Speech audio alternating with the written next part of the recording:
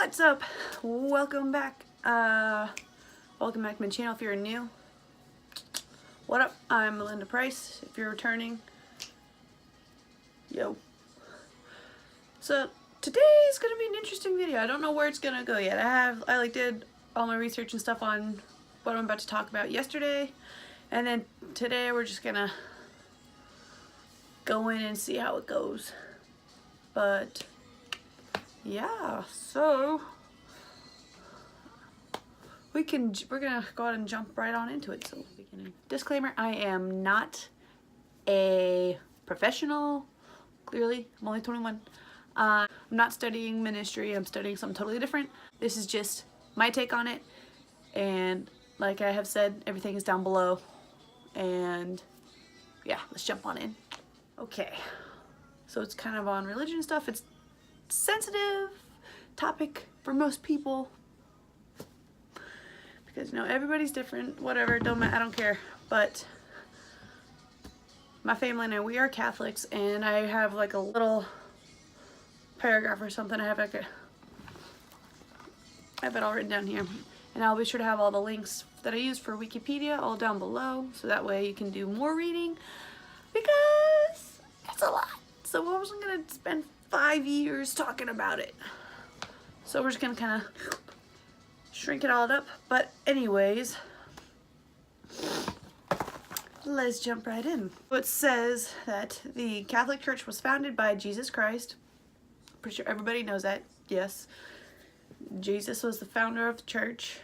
If you didn't know that, now you do. And then it says the New Testament records Jesus' activities and teachings, his appointment of the 12 apostles, and his instructions to them to continue his work. So, you know, like after he was crucified and rose up from the dead, he basically set the apostles down. He was like, yo, here's what we're gonna do. Here's what you're gonna do after I'm gone. So kind of sum it all up. And then it says the Catholic Church, which is what my denomination, Catholicism, the Catholic Church teaches that the coming of the Holy Spirit upon the apostles in an event known as Pentecost. Now, Pentecost is the Christian holiday of Pentecost, obviously, which is celebrated on the 7th Sunday, like 50 days after Easter. And it commemorates the descent of the Holy Spirit upon the apostles and the other followers of Jesus Christ. Now, I'll also put a link on more on Pentecost down below as well. But like I said, there's gonna be all the extra information is gonna be down below. But this is just like little bits of it. There we go. Okay, Pentecost signaled the beginning of the public ministry of the church. I mean, like the Catholic Church.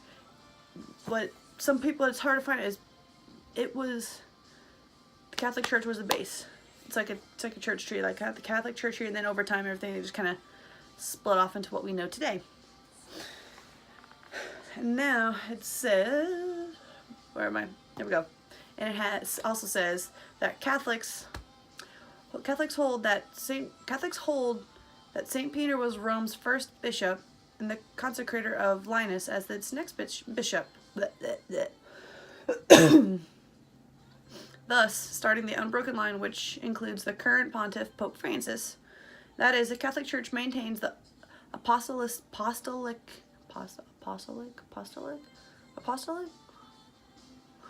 succession of the Bishop of Rome, and the Pope is the successor to St. Peter.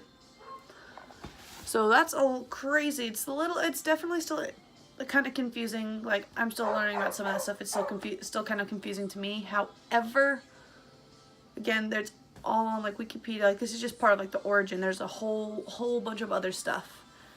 But there is that little bit here. We're gonna move on to the next category. Which next topic is Lent. Lent. Lord have mercy. I'm pretty sure a lot of us are probably familiar with Lent. Lord knows I am. You're looking at your cradle Catholic here, but Lent is a solemn religious observance in the Christian liturgical calendar that begins on Ash Wednesday and ends approximately 6 weeks later, 3 days before Easter Sunday.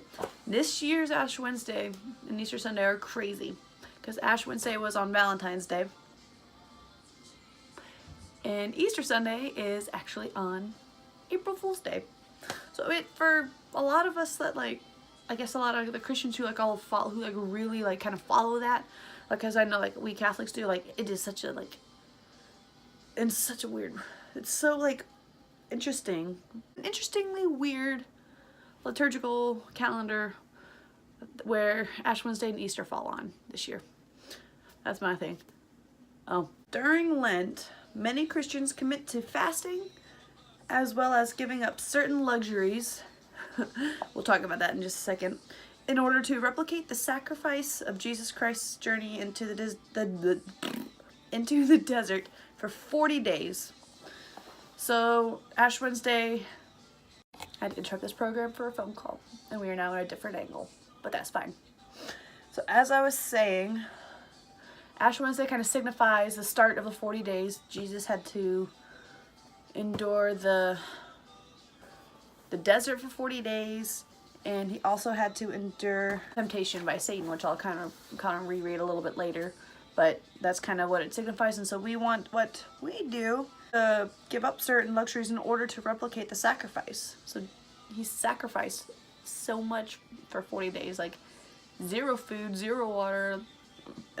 From my belief, I believe I'll have to go back to the Jesus book, which I'll talk a little bit more about this in a little bit. But anyways, many Christians also add a Lenten spiritual discipline. Now here's what I'm going to tell you. So on Ash Wednesday, I didn't go to my Catholic church. I went to my Nana's Catholic church, and they gave out this. It says, daily reflections, actions, and prayers, which I still have to do mine today. It's finding hope when life hurts. And it had fun. It also has like the liturgical calendar for Lent 2018 on the back, which is awesome. Because right now we're on Wednesday. It's Lenten Wednesday, Saint Perpetua and Saint Felicity. Oh, it's the feast day. Cool. I never really looked at this, but I try to read this every single morning. Before I start, I open up with an Our Father. If you don't know what that is, put the links down below. And I say that after I do the sign of the cross, and then I will read this. And then I go in, and this one thing that I have been trying to do all Lent is read a chapter or 2 of the Bible. Now this one is called the Catholic Study Bible. It's the 2nd edition. Oh, it's the New American Bible Revised Edition. And I got this as a confirmation gift from one of my confirmation sponsors. I was lucky enough to have 2. My grandfather and then my uncle, who happens to be a deacon. And he gave me this, and I haven't used it as much as I have so far. And so I've read a lot. And sometimes I'll read 2. Sometimes I'll just do 1. But I try to do 1 chapter at least once a day. And then, of course, I got my highlighter and I highlight what really sticks out to me. And then this next one, some of you may have, I posted a little bit of this, like a while ago, of what I am also doing. And here I have my notebook. It's like a little Q&A. You can't really see, we're not gonna do that because that's my personal stuff. But I looked up like hard spiritual questions, because I want to really dig deep and see what is going on, what does God have going on for me, stupid dog, hold on. Really deepen my faith this year, like really go dig deep, really try to figure out my purpose in life, try to figure out what it is God's wanting me to do. And honestly, this video wasn't even a thought in my brain until like last week or whatever, I started thinking, like before bed, I was like, I want to do a video on on like my faith in a little bit, and kind of dig deeper, share what's going on, kind of share some of that stuff, which is crazy, because, it's like, what just happened? Like, now what I'm giving up, I tried giving up like social media last year, it didn't really bug me, but last year I gave up all type of music except for Christian gospel, because I live my life with music. Music is like As you would say, it's like kind of like emotionally attached to music. There's some music it just kind of like really speaks to you and you're like, that's me. And that happened a lot. So I was like, you know, we're gonna do that again this year because that's hard. So there's that, and that's what I gave up. And fun fact, before Lent started, we went to Winter Jam, and it's like a Christian, not specifically like a Catholic concert, but it's like the Christian faith, you know, Christian faith based. What the whole Christian faith based today is, because today it's like very like, it's weird. I can't wrap my brain around it, but they had so many different people, and one thing that I did not know existed was Christian rap or Christian heavy metal. Yeah, that's crazy. I like heavy metal music, so and they were interesting. I haven't really listened to that band yet, but my number one, I even have like a playlist, and I have my, what has kind of, I guess you would say, saved me this Lent with music, mostly when I go to work out, is the Christian rapper KB. My favorite couple of three songs is Crowns and Thorns, Sideways, and then Church Clap. Those are like crazy, like those are like get you going. But enough about that. That's just kind of what I gave up for Lent this year, was getting like, you know, music detox, because my head is itchy.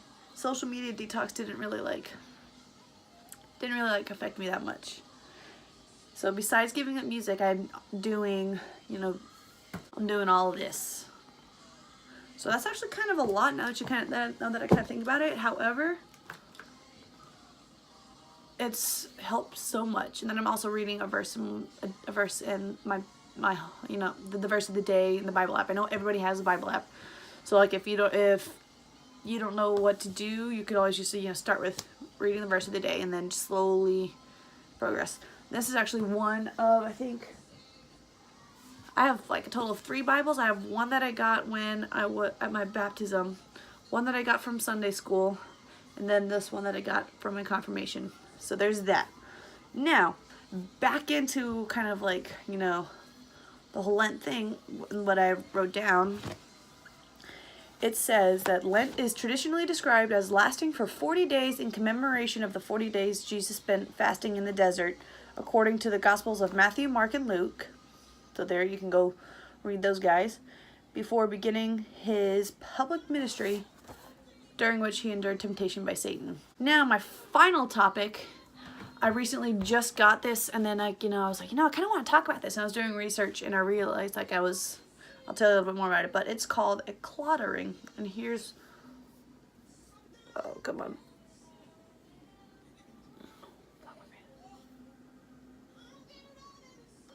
I don't know if you guys can see it, but it's 2 hands holding a heart with a crown. And I'm about to tell you what it is. This will be linked down below so you can read more about it. But it says the Claddagh Ring is a traditional Irish ring which represents love, loyalty, and friendship. The hands, the hands on the ring, represent friendship. The heart represents love, and the crown represents loyalty. The ring, currently known, was first produced in the 17th century. So now we're going to go into the usage and symbolism. Now, usually, I guess, like, given to someone. I wasn't given one, so, I went on and I got this pretty little thing on Amazon. So I'll go ahead and link that down below, in case you want to do it, kind of, I don't know, but we'll go with that. And so it says, according to Irish author Colin Murphy, a Claddagh ring was worn with the intention of conveying the wearer's relationship status. Ooh. So here's what I'm going to go ahead and let you know. It is confusing. I was a little confused by it. I'm still a little confused by it now, but I will read I'll read what it, all of it says. And fun fact, I'll tell you later, but I wasn't really wearing it on the right hand, and on the correct hand, I should say, and you'll know why in a second. So the first one, on the right hand with the point of the heart pointing towards the fingertips, which I am. Tips means the wearer is single and may be looking for love. And then on number 2, on the right hand as well, but the point of the heart is pointing towards the wrist, so like that means that the wearer is in a relationship. Kind of simple, right? But that's not all. It gets confusing. Now, if you put the cloth now on the left hand with the point of the heart towards the fingertips, on the left hand, the wearer is engaged. It's starting to confuse you guys a little bit. Still kind of confusing me a bit. Now, and again on the left hand, but with the point of the heart pointing towards the wrist, the wearer is married.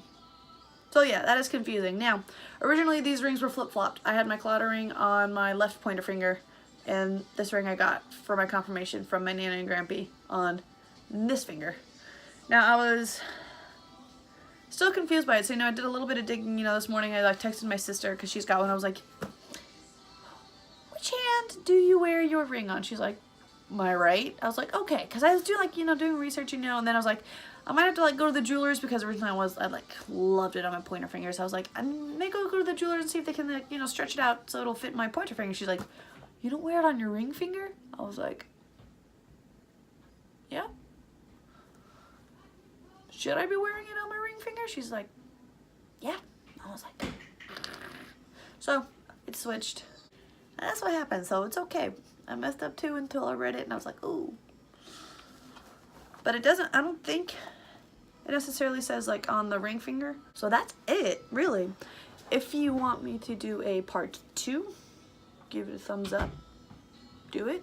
Even just give it a thumbs up if you like the video. Alright, that concludes today's video. I hope you enjoyed it. I hope you got a little bit more insight, more information. If you liked it, give it a thumbs up. Comment down below. I don't know what's going on. Comment down below if you want if you have any requests. Do it. It's fun. But that's it. I gotta head out, and then I will see you guys in my next video.